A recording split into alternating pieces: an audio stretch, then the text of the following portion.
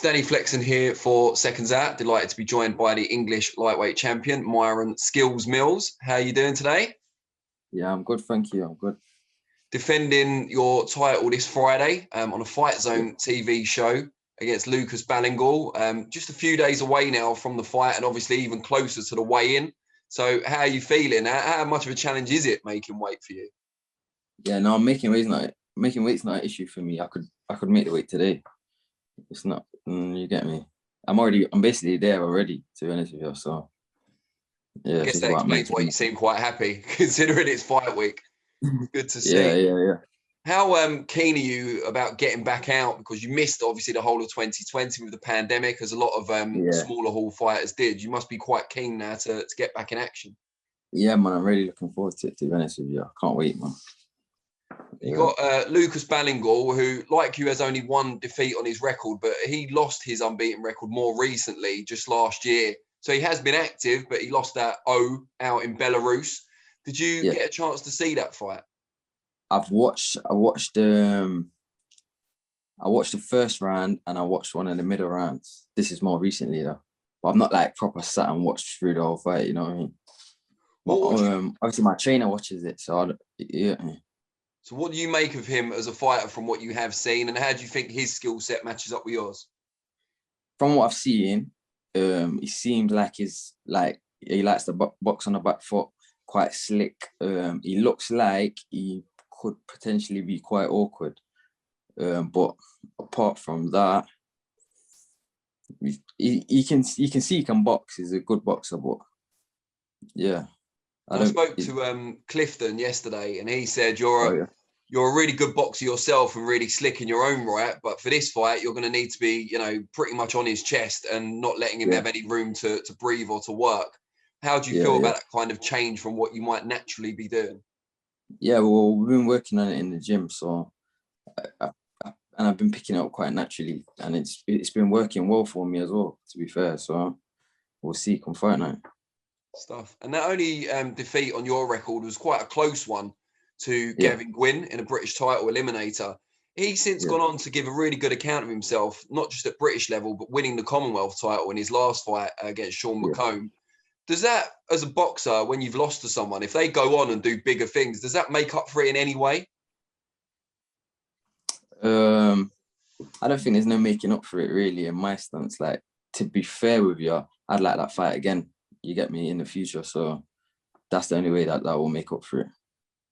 And is that something you target then? Because he does have the Commonwealth belt now, but you've also got Maxie Hughes, who's the British champion currently. Yeah. You've held the English for a little while now. You've got to be knocking on the door for a British title shot, you would think. Yeah, surely. So yeah, like if I could get the British, win the British, and then you get me, go for Gwynn's Commonwealth. Obviously he would want the British, so it would be a good fight, you know what I mean? And you've been, working hard on the small hall circuit for the majority of your career. Now Fightzone TV has been launched. So people are actually going to get to see you, even if they're not in the arena. And obviously there aren't any fans at the moment anyway. How much does that mean to you in terms of the exposure you'll get? Yeah, man. Again, we're looking forward to it. It just adds that little bit to the fight night, you know what I mean? So definitely looking forward to it. Yeah, I mean, it's only recently been launched, but this is the kind of first show everyone's going to be looking at, and you're in the main event. That's it's pressure, I suppose, but it's also a pretty big honor in a way that you get to lead it into the new generation, if you like. Yeah, 100%. I don't really see the pressure side of it, to be honest. It's just once I'm in the ring, I'm not going to be thinking about the fight zone or anything like that. So it's not going to really make a difference to me. Tell us a little bit about your life outside of the ring. So have you got your own family yet? What do you do when you're not in the gym? That kind of thing. To be honest, nothing really. Nothing exciting. The last year has just been, you know what I mean? It's been pretty much similar for everyone. In the house, not really doing much. Yeah, nothing of any substance anyway. Fair enough. Do you work outside of boxing? Yeah, I do. Well, at the minute I'm not working. When I'm doing camps, I'm not working. But I've been doing like helping my dad and just stuff like that. What does he do? He's a chef. Oh, right. So you're a bit handy in the kitchen then? Yeah. That must have come in useful during lockdown. Yeah, 100%. Great stuff. What's your kind of big ambition in the sport? I know everyone tends to say, oh, I want to be a world champion, and that may be the same for you. But at the moment, is it more the British title and showing you can succeed at that level first? Yeah, 100%. Obviously, everyone wants to win a world title. But yeah, at the minute, British title, that's what I'm focusing on. And then you get me just step by step. I'm still learning. I'm still young, so you get me. I was taking every day as it comes. When you say you're still learning, when you've looked at your past performances, what are the kind of areas you've picked out or your trainers picked out that you still like to get better at? Punch count. Definitely punch count.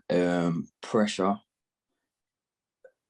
Those are really the main two. I think once my punch count, once I raise my punch count, that's going to bring me on to the next level, and that's again something that we've been working on in the gym.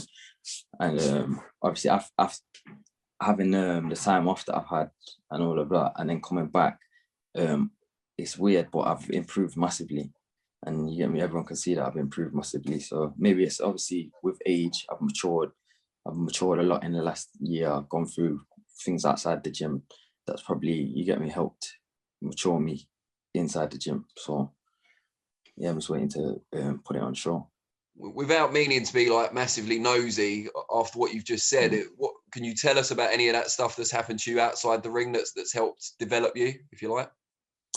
It's just general life experiences, you know what I mean? That obviously everyone goes through life experiences, but just general stuff that you get me, matures you. Okay, and tell us some of the fighters that either now or when you were getting into the sport that you were looking up to, people whose styles you enjoyed watching.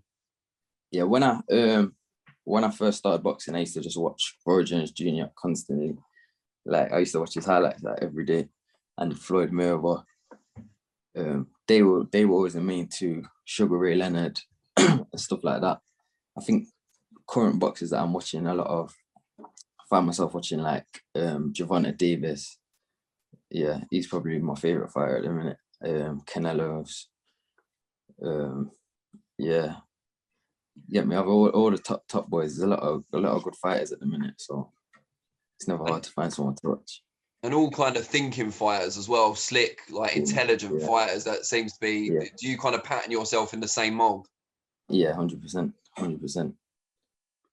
Okay, and we've got Taylor against Ramirez on Saturday night. You've got your own fight to concentrate on before then, but do you think you'll be tuning in for that the following evening? Yeah, I'm gonna watch that. Yeah. Good stuff. Yeah, I'm going for Taylor as well. Good. Right, just before we let you go, first time on the channel, tell people out there how they can find you on the different social media platforms so they can follow the journey.